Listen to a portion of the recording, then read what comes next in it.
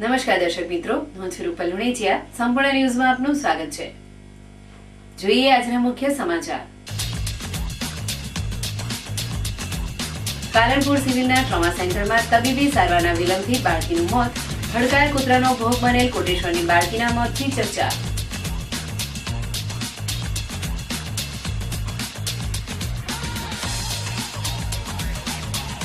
ભાગરી લૂંટનો ભેદ ઉકેલવા પોલીસની 5 ટીમો કામે લાગી. કોલ ડિટેલ્સના આધારે લૂંટનું પગેરું ઘોડિયાલ પહોંચ્યું હોવાના અહેવાલ.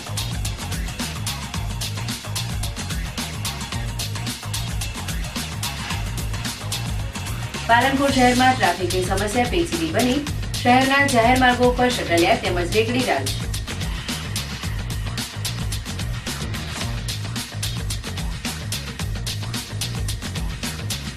ડીસા તાલુકા સંઘના ચેરમેન વાઇસ ચેરમેનની બિનહરીફ વરણી. ચેરમેન પદે દર્શકભાઈ ખટાણા અને વાઇસ ચેરમેન પદે ભુરાભાઈ પટેલની વરણી. સંપૂર્ણ ન્યૂઝ આપની આંગળીના ટેરવે. ઇન્ટરનેટ ઉપર સંપૂર્ણ ન્યૂઝ જોવા લોગન કરો www.youtube.com/સંપૂર્ણ ન્યૂઝ.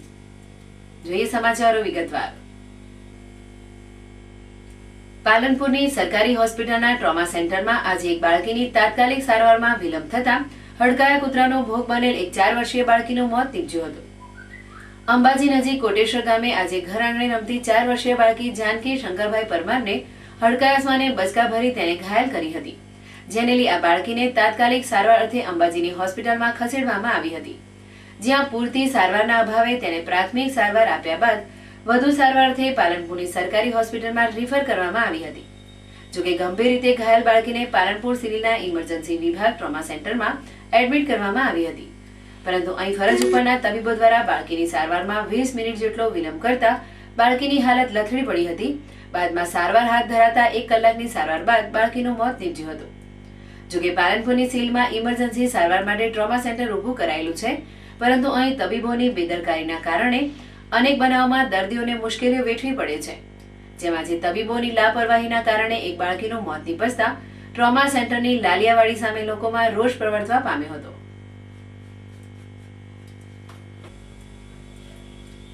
પાલનપુરમાં જૈન શિશુ શાળા પાછળ વણકર સમાજનું સ્મશાન ગૃહ આવેલું છે. આ સ્મશાન ગૃહને ફરતે દિવાલ ચણવા માટે પાલનપુરના ધારાસભ્ય મહેશભાઈ પટેલ દ્વારા રૂપિયા 3 લાખની ગ્રાન્ટ ફાળવતા આજે સ્મશાનની દિવાલનું ખાતમુહૂર્ત કરવામાં આવેલ. પાલનપુરમાં કીર્તિપુરા, વરસડિયાવાસ અને ગુંજિયાવાસમાં વસતા વણકર સમાજના લોકોનું અંતિમ ધામ જૈન શિશુ શાળા પાછળ આવેલું છે. નવાબી કાળના આ વણકર સમાજના વિકાસ માટે વણકર સમાજ દ્વારા સ્મશાન ગૃહને ફરતે કોટ બનાવવા માટે પાલનપુર ધારાસભ્ય મહેશભાઈ પટેલને રજૂઆત કરતા ધારાસભ્ય મહેશભાઈ પટેલે 3 લાખની ગ્રાન્ટ ફાળવી હતી, જેને લઈ આજે મંડપના પ્રમુખ કુંદનભાઈ વીરાભાઈ પરમારના હસ્તે સ્મશાન ગૃહની દિવાલનું ખાતમુહૂર્ત કરવામાં આવેલ. આ પ્રસંગે સમાજના વીરાભાઈ તરશીભાઈ પરમાર, નરસિંહભાઈ, ગણેશભાઈ, ધનજીભાઈ, માવજીભાઈ, મોહનભાઈ, દેવાભાઈ સહિતના અગ્રણીઓ હાજર રહ્યા હતા. વડગામ તાલુકાના છનિયાણા નજીક ફાયરિંગ બાદ રૂપિયા 5 લાખની સનસનીખેજ લૂંટનો પર્દાફાશ કરવા પોલીસ વિભાગ દ્વારા તપાસનો ધમધમાટ શરૂ કરાયો છે, જેમાં એલસીબી, એસઓજી સહિતની 5 ટીમોએ કોલ ડિટેલ્સના આધારે તપાસ હાથ ધરતા લૂંટનું પગેરું ઘોડિયાલ ગામ સુધી પહોંચ્યું હોવાના અહેવાલ સાંપડ્યા છે. વડગામ તાલુકાના હસનપુર ગામે પોલ્ટ્રી ફાર્મ ધરાવતા કમરુદ્દીનભાઈ અયુબભાઈ ટુક્કા મંગળવારના રોજ પાલનપુર ખાતે આવેલ તેમની ઓફિસમાંથી નાણાં લઈ પોતાની કારમાં સાંજના સમયે હસનપુર જઈ રહ્યા હતા. તે દરમિયાન છનિયાણા ગામની ભાંખરી નજીક એક કારે કમરુદ્દીનભાઈ ટુક્કાને ગાડીની આંતરીને ગાડીનો દરવાજો ખોલવાનો પ્રયાસ કર્યો હતો, જેમાં કારનો દરવાજો ન ખુલતા અજાણ્યા લૂંટારોએ રિવોલ્વરથી ફાયરિંગ કરી રૂપિયા ભરેલો થેલો લૂંટી નાસી છૂટ્યા હતા. બનાવની જાણ વાયુવેગે પ્રસરતા જિલ્લા પોલીસ વડા સહિત વડગામ પોલીસ તાબડતોડ ઘટના સ્થળે દોડી આવી હતી અને બનાવમાં રૂપિયા 4.50 લાખ, એક રિવોલ્વર અને 3 મોબાઈલની લૂંટ અંગે તપાસ હાથ ધરી હતી અને બનાવમાં લૂંટારોને ઝડપી પાડવા માટે જિલ્લા પોલીસ વડા દ્વારા એલસીબી, એસઓજી સહિત 5 ટીમોને કામે લગાડી છે, જેમાં કોલ ડિટેલ્સના આધારે લૂંટનું પગેરું વડગામના ઘોડિયાલ ગામે પહોંચ્યું હોવાના અહેવાલ સાંપડ્યા છે.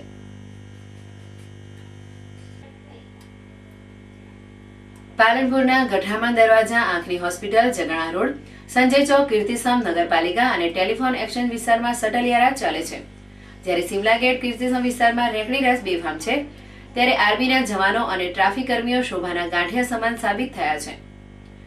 પાલનપુર શહેરમાં પોલીસના છુપા આશીર્વાદથી શટલરાજ અને રેકડી રાજ પાલનપુરની ટ્રાફિક સમસ્યાનો પેચીદો પ્રશ્ન બની ગયો છે, ત્યારે જગાણા, વડગામ, ઇકબાલગઢ, દાંતા, માલણ જતા ખાનગી પેસેન્જર વાહનો ખુલ્લેઆમ સરેઆમ જાહેર બેફામ પેસેન્જર ભરી કાયદાના ધજિયા ઉડાવી રહ્યા છે.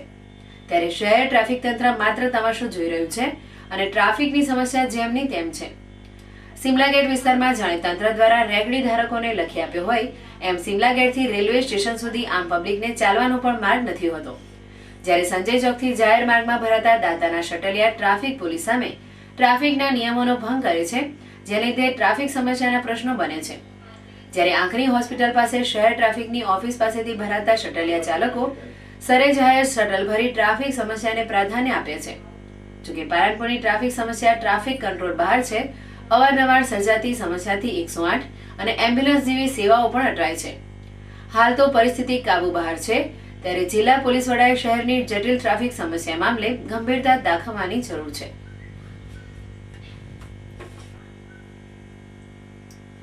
પાલનપુર તાલુકાની ગ્રામ પંચાયતોની ચૂંટણીને લઈ ગામડાઓ રાજકીય રંગે રંગાઈ ઉઠ્યા છે. જ્યારે ચોરેને ચોટે ચૂંટણીની ચર્ચાઓ જોર પકડી રહી છે, જેમાં ઉમેદવારી પત્રો ભરવાથી માંડીને ઉમેદવારી પત્રો પરત ખેંચવાની પ્રક્રિયાથી પાલનપુરની તાલુકા પંચાયત અને મામલતદાર કચેરીઓ ધમધમી ઉઠી છે. જેમાં 15 જેટલી ગ્રામ પંચાયતો બિનહરીફ થઈ છે. કેટલીક ગ્રામ પંચાયતોમાં કાંટાની ટક્કર જામી છે. જેમાં આજે ઉમેદવારી પત્ર પરત ખેંચવાના દિવસે ગઢ ગ્રામ પંચાયતની ચૂંટણીમાં સરપંચના 2 ઉમેદવારોએ અને વિવિધ વોર્ડમાંથી કેટલાક સભ્યોના ઉમેદવારોએ પોતાની ઉમેદવારી પરત ખેંચી ચૂંટણી લડતા ઉમેદવારોને સમર્થન આપ્યું હતું. આમ આજે ગ્રામ પંચાયતોની ચૂંટણીમાં ફોર્મ પરત ખેંચવાની મુદત હોય ચૂંટણી લડતા ઉમેદવારો પોતાના હરીફ ઉમેદવારોને મનાવતા અને ઉમેદવારી પત્રો પરત ખેંચાતા નજરે પડ્યા હતા અને ચૂંટણી કચેરીઓમાં ધમધમાટ જોવા મળ્યો હતો. ડીસા નજીક આવેલ માલગઢ ગામમાં રાત્રિના સમયે 7 જેટલા શખ્સોએ એક ખેડૂત પરિવાર પર હુમલો કરી લૂંટ કરી હોવાની ઘટના સામે આવી છે. આ બનાવની જાણ થતાં ડીસા તાલુકા પોલીસ તાત્કાલિક ઘટના સ્થળે પહોંચી જઈ તપાસ હાથ ધરી છે. આ બનાવની વિગત એવી છે કે ડીસા નજીક આવેલ માલગઢ ગામમાં રાત્રિના સમયે એક ખેડૂત પરિવાર પર અચાનક તીક્ષ્ણ હથિયારો સાથેના ટોળાએ હુમલો કરતા સમગ્ર ગામમાં ભયનો માહોલ છવાયો હતો. જેમાં માલગઢ ગામમાં મોટી ઢાણી ખાતે રહેતા રમેશકુમાર પુનમાજી માળી ખેત મજૂરી કરી પરિવારનું ગુજરાન ચલાવે છે. તેમજ સોમવારે મોડી રાત્રે તેઓ તેમના ઘરની આગળ સ્વિફ્ટ કાર પાર્ક કરી પરિવાર સાથે બેઠા હતા. તે દરમિયાન અચાનક પ્રકાશ ઉર્ફે પપ્પુ શંકર ઠાકોર તેની 2 બહેનો સહિત 10 જેટલા શખ્સોનું ટોળું મોઢે બોગાની બાંધી તીક્ષ્ણ હથિયારો સાથે તેમના ઘરમાં ઘૂસી આવ્યું હતું અને સીધા જ રમેશભાઈ માળી પર હુમલો કર્યો હતો. જે દરમિયાન તેમને છોડાવવા માટે તેમના પરિવારના સભ્યો વચ્ચે પડતા તેમની દીકરી, પત્ની, ભાઈ સહિત 7 લોકોને ગંભીર ઇજાઓ પહોંચાડી હતી અને ઘરમાં પણ ટીવી સહિત ઘર વખરી અને સ્વિફ્ટ કારના કાચની તોડફોડ કરી હુમલો કરનારા શખ્સો નાસી છૂટ્યા હતા. જ્યારે બનાવની જાણ થતાં જ આજુબાજુથી લોકો દોડી આવ્યા હતા અને 108 એમ્બ્યુલન્સ વાન મારફતે ઈજાગ્રસ્તોને સારવાર માટે ડીસા સિવિલ હોસ્પિટલમાં ખસેડાયા હતા. જ્યારે માલગઢ ગામમાં ખેડૂત પરિવાર પર હુમલો કરી લૂંટ થઈ હોવાની માહિતી મળતા જ ડીસા તાલુકા પોલીસ તાત્કાલિક ઘટના સ્થળે પહોંચી ગયા હતા. જે અંગેની વધુ તપાસ પીએસઆઈ પીડી ચૌધરી ચલાવી રહ્યા છે. ડીસા તાલુકા સંઘના ચેરમેન અને વાઇસ ચેરમેન પદ માટેની ચૂંટણી પ્રક્રિયા બુધવારે ડીસા માર્કેટયાર્ડના સભાખંડમાં નાયબ કલેક્ટર ડોક્ટર દિગન બ્રહ્મભટ્ટના અધ્યક્ષસ્થાને યોજાઈ હતી. જેમાં ચેરમેન તરીકે દશરથભાઈ કાળુભાઈ ખડાણા અને વાઇસ ચેરમેન તરીકે ચૂંટાયા હતા આનંદની લાગણી છવાઈ જવા પામી છે. ડીસા તાલુકાની અગ્રણી સહકારી સંસ્થા ડીસા તાલુકા સહકારી ખરીદ વેચાણ સંઘના વ્યવસ્થાપક મંડળની ખાલી પડેલી 19 બેઠકો માટેની ચૂંટણી યોજાઈ. તે પહેલા ડીસાના ધારાસભ્ય ગુવાભાઈ દેસાઈ સમર્થિત પેનલના તમામ ઉમેદવારના ફોર્મ રદ થઈ જતા ડીસા એપીએમસીના ચેરમેન અને બનાસ ડેરીના વાઇસ ચેરમેન માવજીભાઈ દેસાઈ સમર્થિત પેનલના તમામ ઉમેદવારો બિનહરીફ ચૂંટાઈ આવ્યા હતા. ત્યારે બુધવારે ડીસા માર્કેટયાર્ડના સભાખંડમાં ડીસાના નાયબ કલેક્ટર અને ચૂંટણી અધિકારી ડોક્ટર દિગન બ્રહ્મભટ્ટના અધ્યક્ષસ્થાને અને ડીસા માર્કેટયાર્ડના ચેરમેન અને બનાસ ડેરીના વાઇસ ચેરમેન માવજીભાઈ દેસાઈની ઉપસ્થિતિમાં ડીસા તાલુકા સંઘના ચેરમેન અને વાઇસ ચેરમેન પદ માટે ચૂંટણી પ્રક્રિયા હાથ ધરવામાં આવી હતી. જેમાં ચેરમેન તરીકે દશરથભાઈ ખટાણાના નામની દરખાસ્ત રામજીભાઈ વાઘજીભાઈ ગુજરોએ કરી હતી, જેને ટેકો બહાદુરસિંહ દાદુભાઈ વાઘેલાએ આપ્યો હતો. જ્યારે વાઇસ ચેરમેન તરીકે ભૂરાભાઈ પટેલના નામની દરખાસ્ત જામાભાઈ ચેલાભાઈ પાનકુટાએ કરી હતી, જેને ટેકો રામશીભાઈ હીરાભાઈ પટેલે આપ્યો હતો. આમ ડીસા તાલુકા સંઘના ચેરમેન અને વાઇસ ચેરમેન તરીકે અન્ય કોઈ ઉમેદવારી પત્રો રજૂ ન થતા ડીસા તાલુકા સંઘના ચેરમેન તરીકે દશરથભાઈ કાળુભાઈ ખટાણા અને વાઇસ ચેરમેન તરીકે ભૂરાભાઈ અમરાભાઈ પટેલને બિનહરીફ ચૂંટાયેલા જાહેર કરવામાં આવ્યા હતા. તેમ ચૂંટણી અધિકારી ડોક્ટર દિગંત બ્રહ્મભટ્ટે જણાવ્યું હતું.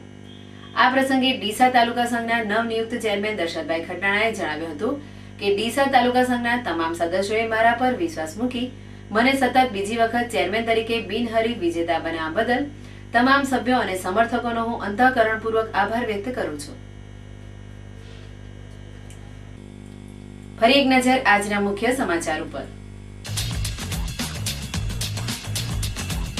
પાલનપુર સિવિલના ટ્રોમા સેન્ટરમાં તબીબી સારવારના વિલંબથી બાળકીનું મોત, હડકાયેલ કૂતરાનો ભોગ બનેલ કોટેશ્વરની બાળકીના મોતથી ચર્ચા.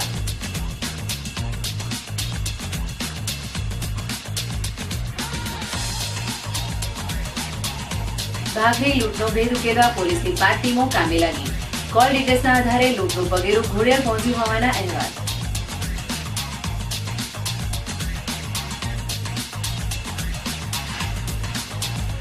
પાલનપુર શહેરમાં ટ્રાફિકની સમસ્યા પેચીદી બની. શહેરના જાહેર માર્ગો પર શટલિયા તેમજ રેકડી રાજ.